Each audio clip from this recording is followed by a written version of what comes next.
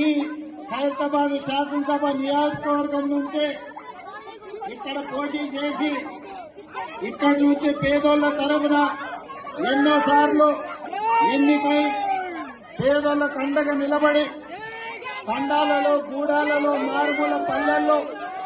పేదల హైదరాబాద్ కు ఉద్యోగ ఉపాధి కోసం వస్తే వాళ్ళందరికీ అండగా నిలబడ్డ నాయకుడు.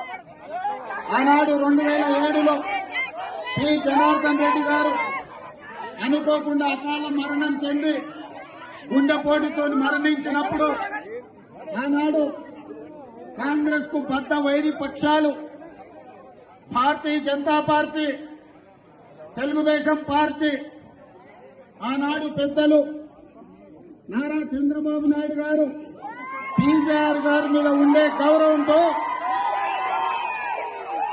రాజకీయ వైరుధ్యాన్ని, భిన్న రాజకీయ ఎజెండాలను పక్కన పెట్టి పీజీఆర్ ను గౌరవించడానికి ఆనాడు ఏకగ్రీవం చేయడానికి పెద్దలు నారా చంద్రబాబు నాయుడు గారు సహకరించిన మాట వాస్తవం కాదా? మరి ఆనాడు బీజేపీ, టీఆర్ఎస్ పీజీఆర్ కుటుంబానికి అండగా నిలబడి మరణించిన ఉప ఎన్నికల్లో పీజీఆర్ కుటుంబాన్ని ఏకగ్రీవం చేద్దామంటే ఏకగ్రీవం జాంతా నహీ, పీజీఆర్ కుటుంబాన్ని గెలవనిచ్చేది లేదు అని ఆనాడు పేదోళ్ల దేవుడైన పీజీఆర్ కుటుంబం మీద ఎన్నికల బరిలో అభ్యర్థిని నిలబెట్టింది ఈ దరిద్ర బొట్టు టీఆర్ఎస్ పార్టీ కాదా? దానికి నాయకత్వం వహిస్తున్న కల్వకుంట్ల చంద్రశేఖరరావు కాదా? ఈ దృష్ట సాంప్రదాయానికి ఆనాడు ఉమ్మడి రాష్ట్రంలో ఉన్న ఒక మంచి సాంప్రదాయాన్ని కుండలో తొక్కి దుష్ట సాంప్రదాయాన్ని తీసుకొచ్చింది టీఆర్ఎస్ పార్టీ నాయకులు కాదా?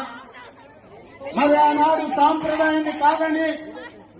పీజీఆర్ పేదోళ్ల గుండెల్లో దేవుడుగా ఉన్న